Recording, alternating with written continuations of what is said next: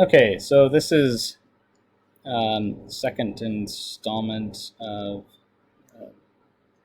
the section on treatment. So this is, we're going to examine these three therapies that fall under group therapies: couples and family therapy, group therapy, and self-help and support groups. So what defines group therapies is that you got more than one person in the therapy session. Couples and family therapy is focused on relationships between couples in a marriage or otherwise. Marriage and family therapy is another name for it. Dixie State has a marriage and family therapy master's program.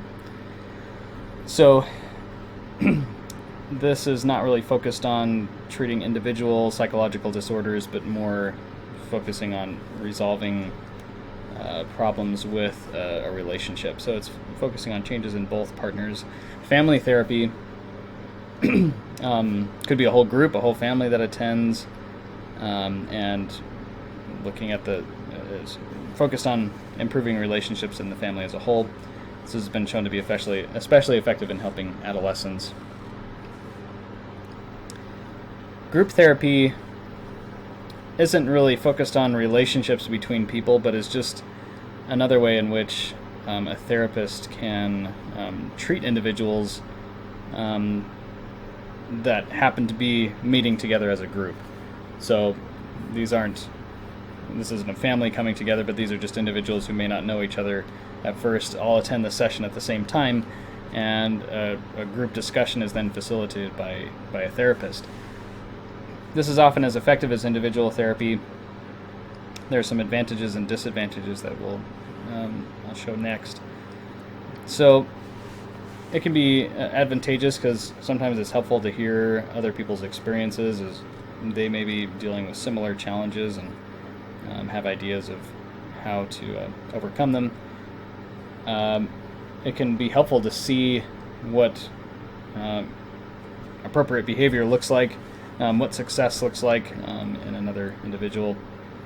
Some disadvantages is you get less individualized attention from the therapist.